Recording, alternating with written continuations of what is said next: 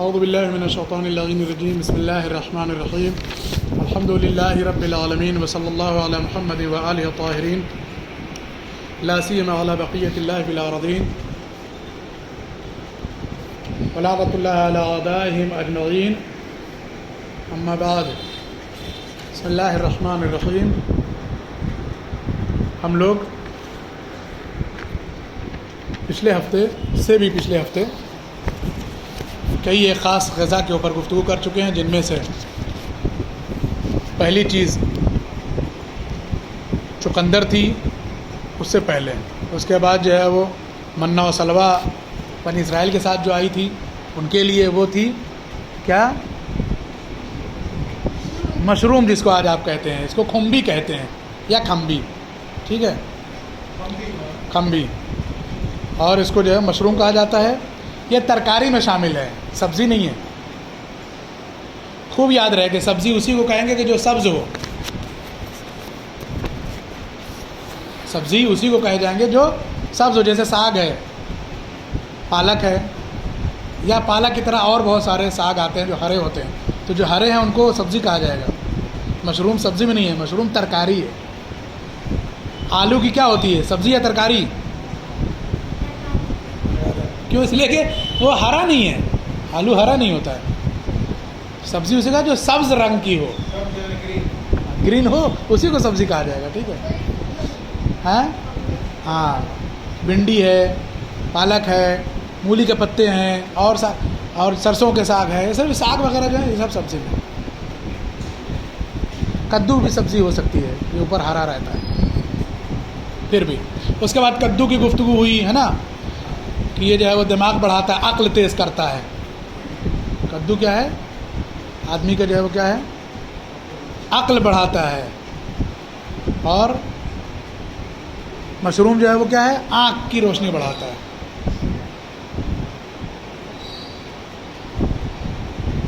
مولی کے 3 فائدے بتائے گئے تھے. پہلا فائدہ یہ کہ اس کا پتا زہریلی ہوا کو بدن سے نکالتا ہے، اس کو آپ کاربن ڈائی آکسائڈ کہہ سکتے ہیں شاید، تو بدن سے وہ نکالتا ہے، خراب ہوا جو ہے بدن سے نکالتا ہے. پتا اس کا بیج، تخم اس کا جو آتا ہے وہ کیا ہے، وہ ہاضمے کے لیے اچھا ہے، ڈائجسٹ کے لیے. اور اس کا ریشہ یعنی جو وائٹ والی پوری مولی ہوتی ہے، یہ بلغم کو دور کرتی ہے، کف کو. ٹھیک ہے، آپ ادھر ہو یار، آپ بیچ بیچ میں بات کرنے لگتے ادھر.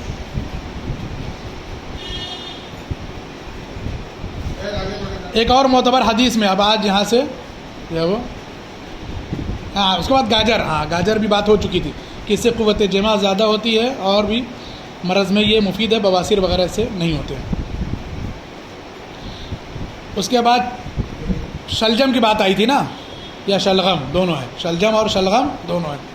جیسے لجام اور لگام، گھوڑے کے گردن میں جو منہ پہ چیز ہوتی، رسی ہوتی ہے، اس کو لجام بھی کہتے ہیں اور لگام بھی کہتے ہیں، لیکن بہترین لفظ لجام ہے، جو عربی فارسی میں بھی ہے اور اردو میں بھی ہے. اسی طرح جو ہے شلغم اور شلجم دونوں صحیح ہے. شلغم فارسی ہے، شلجم اردو میں. اس کے لیے 4 معتبر حدیثوں میں ہے کہ اسے کھاؤ، اسے جسم میں جو ہے وہ کیا ہے، جزام، اگر یاد ہو، سفید داغ پچھلے ہفتے بیان کیا تھا کہ وہ نہیں ہوتا ہے، اس کی رگ کو یہ کیا گھلا دیتا ہے، پگھلا دیتا ہے. بڑا مرض ہے، اللہ اس مرض سے سب کو محفوظ رکھے.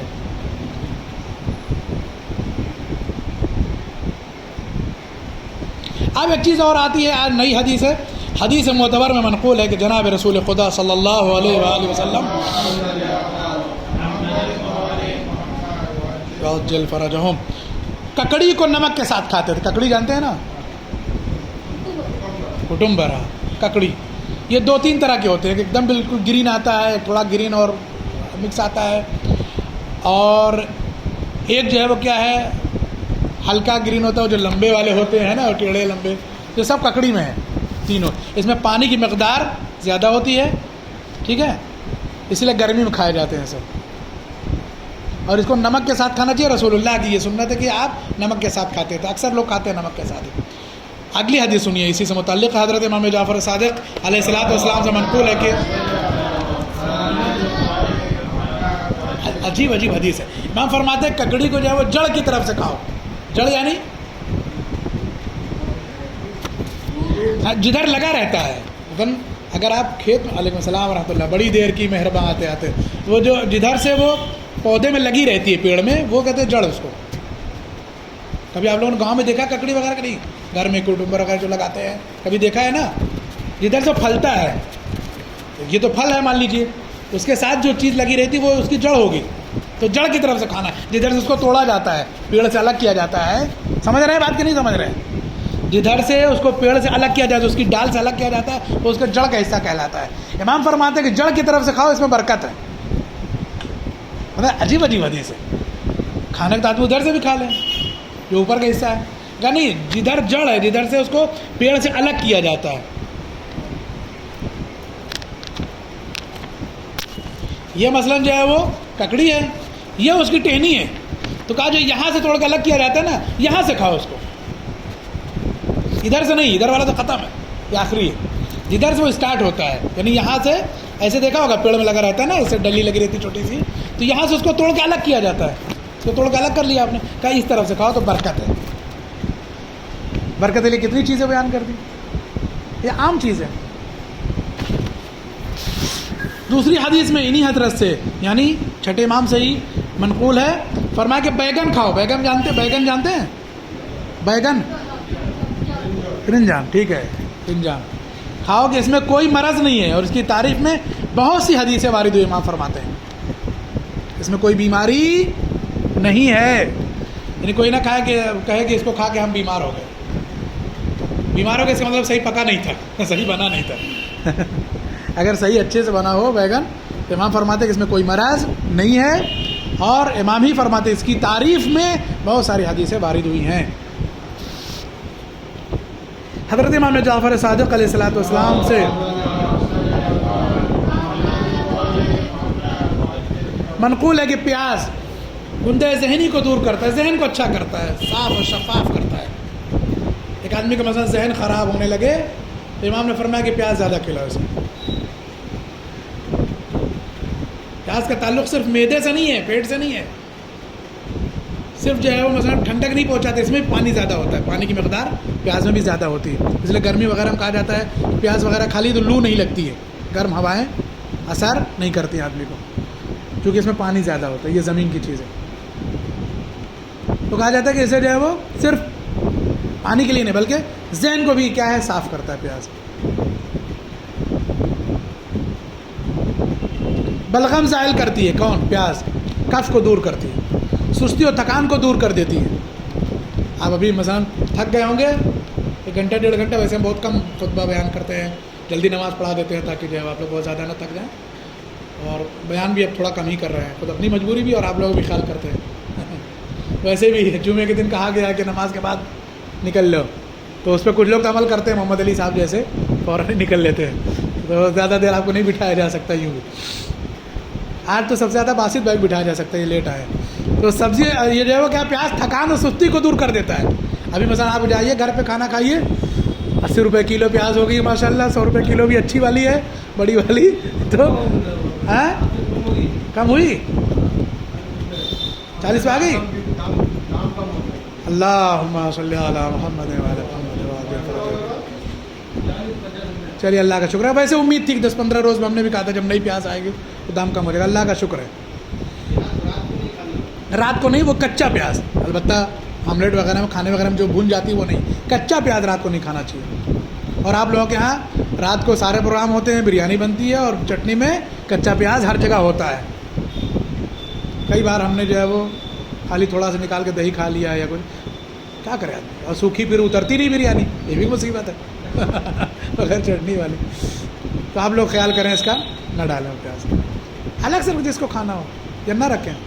ہمارے یہاں رات کو سلاد اگر بنتا ہے تو کبھی ہمارے یہاں گھر پہ بھی, اور جہاں بتا دیا ہم نے مومنین کی, ابھی رات کو پیاز پر نہیں رہتی ہے الگ سے, سلاد میں پیاز نہیں رکھی ہے, ایسی کھائیے.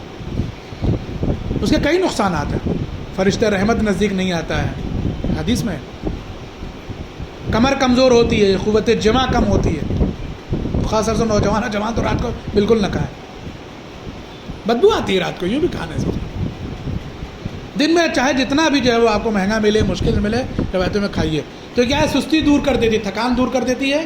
ابھی آپ تھک کے جائیں گے، ایک پیاز ضرور کھائیے کھانے کے ساتھ، تھکان دور ہو جائے گی انشاءاللہ. پٹھوں کو مضبوط کرتی ہے، یعنی کمر اور یہ پیچھے کا حصہ جو ہے وہ کیا ہے، ایک سائڈ مضبوط ہوتا ہے آدمی، یعنی جوان بنائے رکھتا ہے پیاز. ٹھیک ہے، کولے کی ہڈی ایک بار ٹوٹ جاتی ہے آدمی کی نا، بڑی مشکل ہوتی ہے. اس لیے پیاز زیادہ کھائیے تاکہ مضبوط رہے. دانتوں کی جڑوں کو جما دیتی ہے. یہ دانت کی جو جڑ ہے، چوبڑا جس کو کہتے ہیں آپ، یہ نہیں ہلتی ہے، جم جاتی ہے بالکل پیاز کھانے سے. تو جس کا بھی دانت کمزور ہو وہ پیاز زیادہ کھائے. ٹھیک ہے، آج کل زیادہ تر لوگ، بچوں کے بھی آج کل دانت کمزور ہو جاتے ہیں. مباشرت کی قوت بڑھا دیتی ہے، یعنی بیوی سے نزدیکی کی جو ہے وہ کیا ہے، وہ بڑھ جاتی ہے. نسل زیادہ کرتی ہے، بچے زیادہ پیدا ہوتے ہیں. حالانکہ یہ ذرا مشکل کام ہے، یہ تھوڑا جگر والا کام ہے. ہر آدمی اب چاہتا ہے کہ ایک ہی لڑکا یا ایک ہی لڑکی بس کافی ہے. رسول اللہ کہتے ہیں کہ ہم اپنی قوم کی جو ہے وہ تعداد بڑھنے پر قیامت میں فخر کریں گے. خطبہ نکاح میں بھی یہ ہے، حدیث پڑھی جاتی ہے. تناکحوا، امام رسول اللہ فرماتے ہیں بسم اللہ الرحمن الرحیم، تناکحوا وتناسلوا وتکثروا، نکاح کرو، نسل بڑھاؤ، اولاد بڑھاؤ. فإنی اباہی، اس لیے کہ میں اسی نسل کی کثرت کی بنا پر مباحات کروں گا، فخر کروں گا. یوم القیامہ، کب؟ قیامت کے دن. رسول اللہ کہیں گے یہ ہے میرا چاہنے والا جس کے جو ہے وہ 8 بچے ہیں، یہ میرا چاہنے والا مجھے فخر ہے جس کے 10 بچے ہیں، یہ میرا چاہنے والا جس کے پاس 12 بچے ہیں. اور ہم لوگ کیا کرتے ہیں کہ صاحب ایک کے بعد چاہتے ہیں کہ بس خانہ کعبہ میں جا کے توبہ کر لیں، جو ہے وہ پردہ پکڑ کے خانہ کعبہ کا، ایک کے بعد دوسرا نہیں. امام رسول اللہ فرماتے ہیں میں فخر کروں گا کثرت اولاد کی بنا پر، کثرت نسل بنا پر. ولو بالسقط، اس بچے کے اوپر بھی میں فخر کروں گا کہ جو سقط ہو گیا ہو، جس کا جو ہے وہ جو بچہ ضائع ہو جاتا ہے، برباد ہو جاتا ہے، ماں کے پیٹ میں مر جاتا ہے یا وقت سے پہلے مر جاتا ہے، اس پر بھی میں فخر کروں گا. اسے بھی رسول اللہ کاؤنٹ کریں گے، اسے بھی رسول اللہ اپنی امت میں شمار کریں گے کہ جو برباد ہو جاتا ہے، اسے بھی اس کی بنا بھی فخر کریں گے رسول اللہ کہ اتنے جو ہے وہ بچے اس کے ہاتھ ہیں. یہاں تو ایک کے بعد دوسرا گناہ.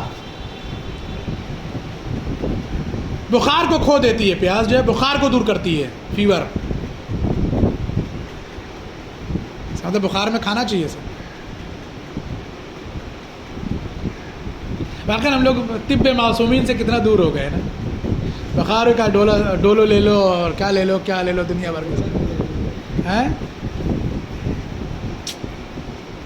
وہ کیا ہے پھر ادھر بخار کم کرتی ہے، ادھر جا کے کہیں اور پریشانی بڑھا دیتی ہے کوئی بھی ٹیبلٹ.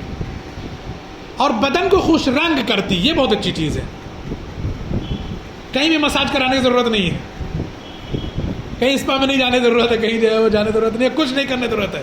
کہ بدن کو خوش رنگ کرتی، خوبصورتی بڑھاتی ہے آدمی کے بدن کی. پیاز کھانا، ایک پیاز کے کتنے فائدے ہو گئے دیکھیے آپ. یہ بھی تھوڑی ایک روایت، پتہ نہیں اور کتنی ایسی روایتوں کی جو اس میں نہیں ہوں گی، دوسری کتابوں میں موجود ہوں گی پیاز کے لیے.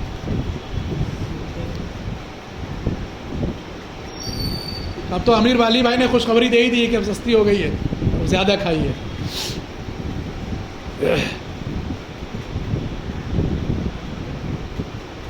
یہ حدیث ہمارے درمیان مشہور بھی، جو ہم اگلی پڑھنے جا رہے ہیں پیاز سے متعلق، ہمارے یہاں مشہور بھی ہے اور آپ لوگ بھی عمل کرتے ہوں گے انشاءاللہ، اور آپ لوگوں نے بھی سنا ہوگا، عمل بھی کرتے ہوں گے. حدیث یہ کہ حضرت رسول خدا صلی اللہ علیہ وآلہ وسلم سے منقول ہے کہ جب تم کسی شہر میں جاؤ، پہنچو، دیکھیے یاد آ گئی نا حدیث، تو وہاں کی پیداوار میں پیاز کو کھا لو کہ اس شہر کی بیماریاں تم سے دور رہیں گی. ویدر چینج ہوتا ہے، آب و ہوا بدلتی ہے، ماحول بدلتا ہے.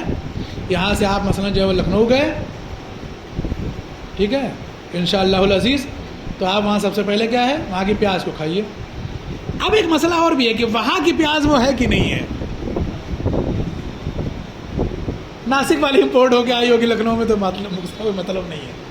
لیکن آئے آپ ہمارے انشاءاللہ، اگر ہمارے وطن میں آئے، ہمارے گھر میں انشاءاللہ آئے، تو ہم آپ کو اپنے وطن کی پیاز کھلائیں گے، چونکہ وہیں کی ہے وہ.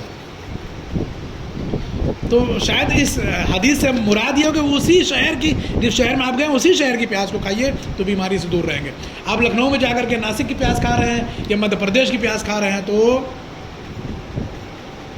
شاید فائدہ مند نہ ہو. ایک حدیث اور پڑھ لیتے ہیں اگر آپ لوگ تھکے نہ ہو تو. حدیث حسن میں، حدیث کی قسموں میں سے ایک قسم ہے کہ جس پر عمل کیا جا سکتا ہے، مانا جا سکتا ہے، اسے قبول کیا جا سکتا ہے. حدیث حسن یعنی بہترین حدیث.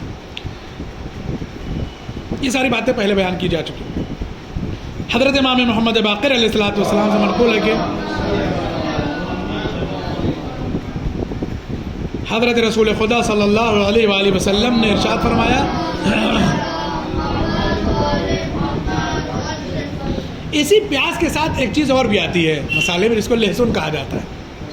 اس کو لہسن کہتے ہیں، اصل لفظ لہسن ہے، ٹھیک ہے، اردو میں. تو امام فرماتے کہ رسول اللہ نے فرمایا ہے کہ اب یہ جو ہے وہ کیا ہے، لہسن کی وجہ سے.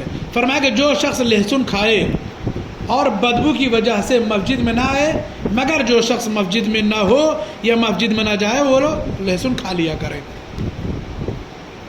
یعنی لہسن کا کھانا اپنی جگہ پہ صحیح ہے، لیکن ساتھ ہی ساتھ لہسن کے کھانے کی وجہ سے بدن میں بدبو پیدا ہوتی ہے. اس لیے رسول اللہ فرماتے کہ جو شخص مسجد میں آئے وہ لہسن نہ کھائے، لیکن اگر مسجد میں نہیں آئے تو لہسن ضرور کھائے. یعنی لہسن کے اپنے فائدے ہیں، لیکن اس کے ساتھ ساتھ نقصان یہ ہے کہ اس کی وجہ سے بدن میں بدبو آتی. لہٰذا کہیں ایسی جگہ جانا ہو جہاں لوگ اس کے بدن کی بدبو سے کراہیت محسوس کرتے ہوں تو بہتر ہے کہ لہسن نہ کھائے. لیکن لہسن کے بھی اپنے فوائد موجود ہیں جس کی طرف ہم سب کو متوجہ رہنا چاہیے، اور اس لحاظ سے لہسن کو بھی کھانا چاہیے. کھانے کے بعد آدمی حمام میں چلا جائے، نہا لے، پھر مسجد جائے یا جہاں جانا ہو جائے، تاکہ لوگوں کو اس کی بدبو سے اذیت نہ ہو. آخر دعوانا ان الحمدللہ رب العالمین. کوئی سوال ہے؟ شاید نہیں. مجھے نہیں بتاتے کہ اب اس سے بدن میں بھی آتی ہے. البتہ اب تو بہت سارے باڈی اسپرے آ گئے ہیں اور پتہ نہیں کیا کیا ڈیپ اور ماؤتھ اسپرے بھی ایسے ہی کہہ رہے ہیں آپ. اس کے علاوہ جو ہے وہ عطر ہے، اس کے علاوہ سینٹ ہے، پرفیوم ہے، بہت ساری چیزیں.